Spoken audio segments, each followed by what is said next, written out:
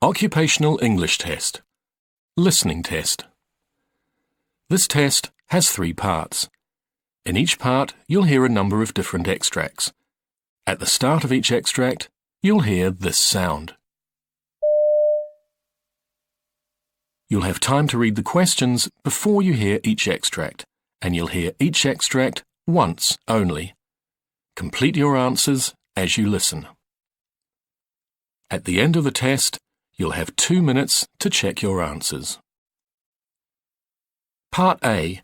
In this part of the test, you'll hear 2 different extracts. In each extract, a health professional is talking to a patient. For questions 1 to 24, complete the notes with information you hear. Now look at the notes for extract 1.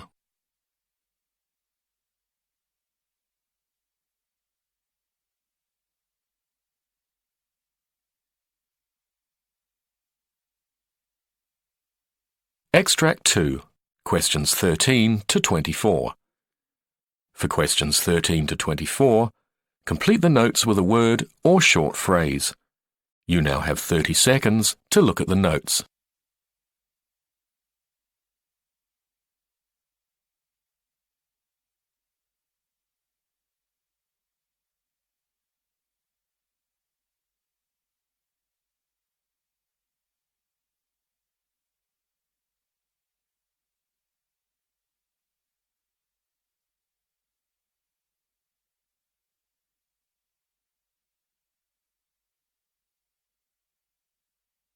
Extract 1, questions 1 to 12.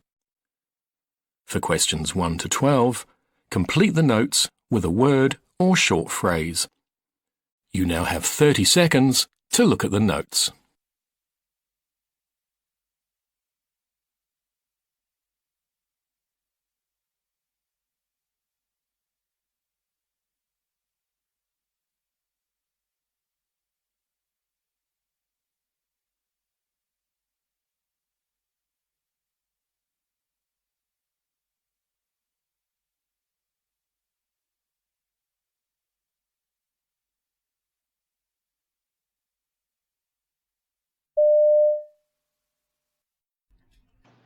Hi, my name is Sarah. I'll be your nurse today.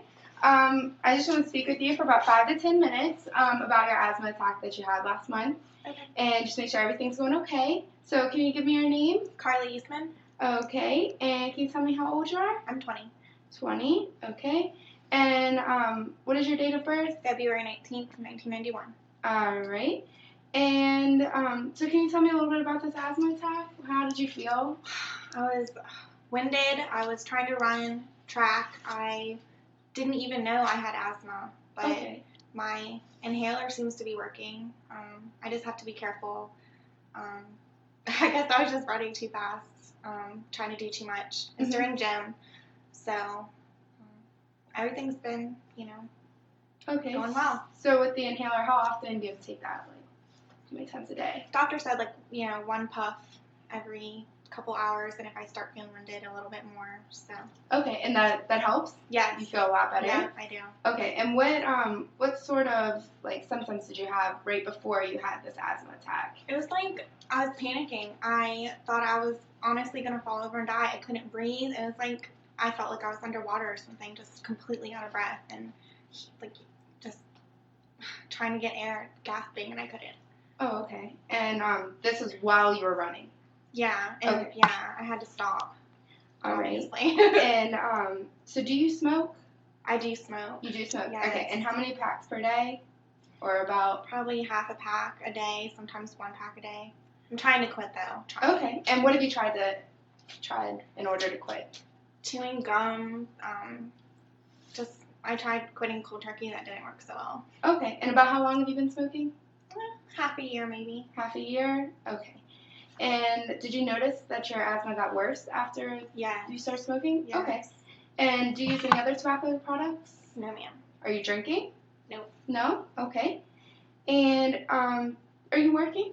I do work. I work at the hospital. Okay. Yeah. And do you experience your asthma getting any worse when you go to work, or is it just mainly with sports? With sports. Okay.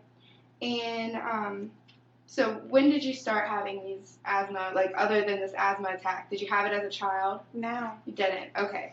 Do you think, other than the inhaler, is there anything that makes it better that you can do without medicines? Is there any breathing techniques you can use or that you know about? I don't think so. Just try not to do too much at one time. Okay, so really just doing too much is what makes it worse. Okay. And so does the pain, it's in your chest? And yeah, when I had the panic attack, it was in my chest, and it wasn't really pain. It was more just a feeling of like tightness. Yeah, maybe. Okay. And it didn't go anywhere else. It was not in your head, or you didn't feel any tingling in your body anywhere. Okay. So on a scale of 0 to 10, when you're not having asthma attack, how do you feel? 0. Okay. And then when you were having the asthma attack, it would be 0 being the worst, 10 being the best. At least a 7 or 8 in my chest. Okay. And does anyone else in your family have asthma? My grandmother had asthma. Okay. When she was, younger, and I think, it got better as she got older, but. All right. And so have you tried any other medicines than the one that you're currently on? No. No? Okay. And so it's just been this one isolated event, right? There's not been any more since the last one. Yeah. Okay. And do you have anything else you would like to talk about? Well, it's really embarrassing. Okay. Well, you can talk to me about anything. I've been having a lot of trouble peeing lately. Okay. It burns, and I'm having to go like every 5 minutes. Okay. And it smells really bad. It's like fishy, and it's really embarrassing. Okay. I have no idea what's going on. And is it every single time that you're going to the bathroom that it burns? Yeah. And is it like a substantial amount of urine each time? It's like nothing each time, but it's like every 5 minutes I have to go. Okay. And have you ever felt this before? No. Okay. And this smell, is it strong? Yes. Okay. It's awful. Are you sexually active? Yes. Okay. And are you practicing safe sex using condoms, birth control? Mm-hmm. So you're on birth control? Yes. Okay. And so do you have a boyfriend? Are you in a relationship? Yep. Okay. All right. And so what do you think? Are you going to the bathroom after sex? Sometimes I don't. I forget. Okay. Or don't. Okay. Don't remember to. All right. We might want to do a few tests to see what's going on. What do you think it could be? I think that we'll probably have to talk to your doctor about it. There's a couple possibilities. Urinary tract infections are very common in females, and so we'll have to rule that out. Is there any chance you could be pregnant? I hope not. Not right now. All right. So you're definitely on your birth control, like really good. Mm-hmm. Okay, great. So all right. Well, if you had any other questions, or did you have any other questions? I don't think so. Okay. Figure out what's going on. Well, the doctor will be in just a few minutes. Okay. Awesome. Thanks.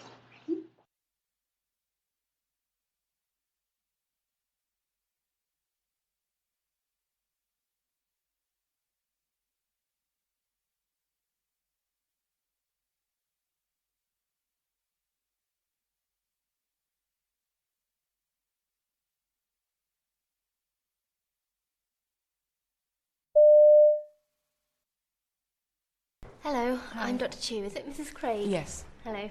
Sorry you've had a bit of a wait today. Yes, half an hour, which I wasn't expecting. I'm sorry about that. But before that, I've been waiting 3 weeks for these results, and no one could tell me anything, so I really want to know what's going on. Yeah, fair enough. Okay. Just a few questions. I know that obviously you were in 3 weeks ago with the problem with your leg. How's your leg doing? Is it improved? My leg's fine. Good. Yeah, I feel fine. But what I don't understand is why it's taken so long and no one told me anything. I mean, this was a lot of extensive tests that they did, and I wasn't told anything, so I found that really weird. And to have to wait this long as well, Yeah, it's difficult, isn't it? I can appreciate that.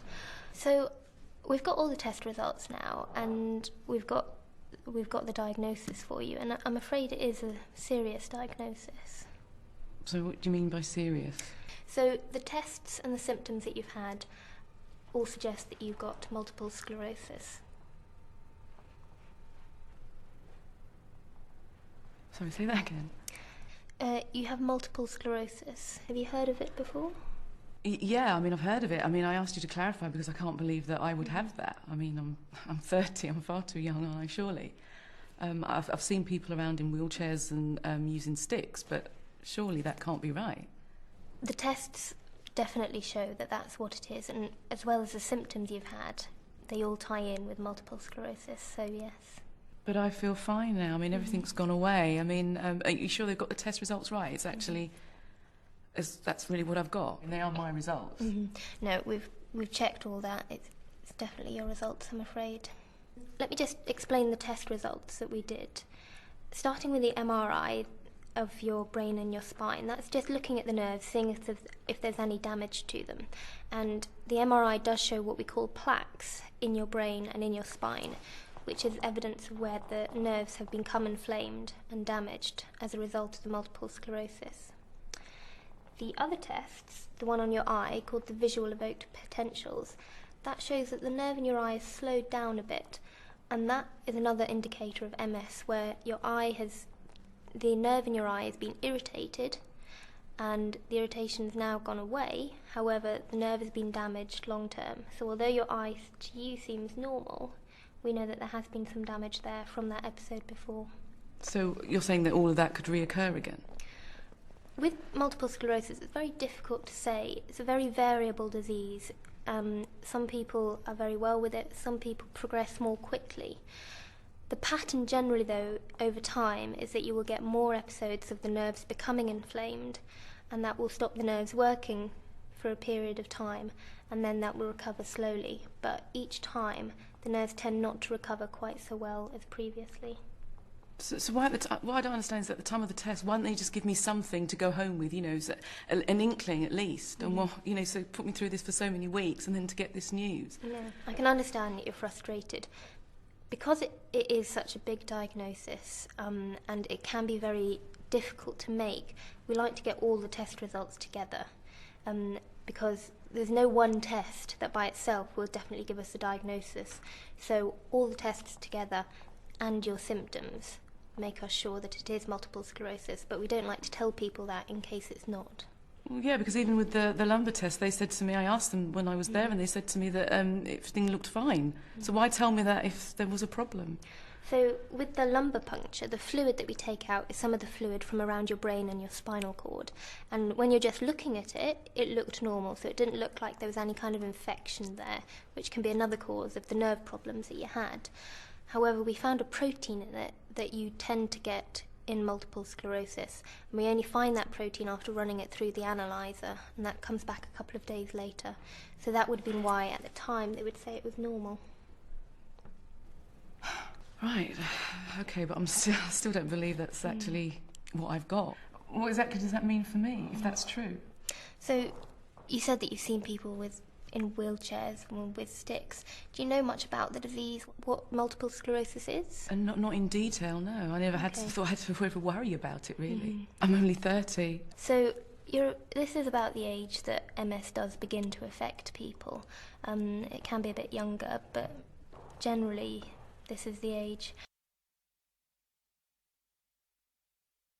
That is the end of Part A.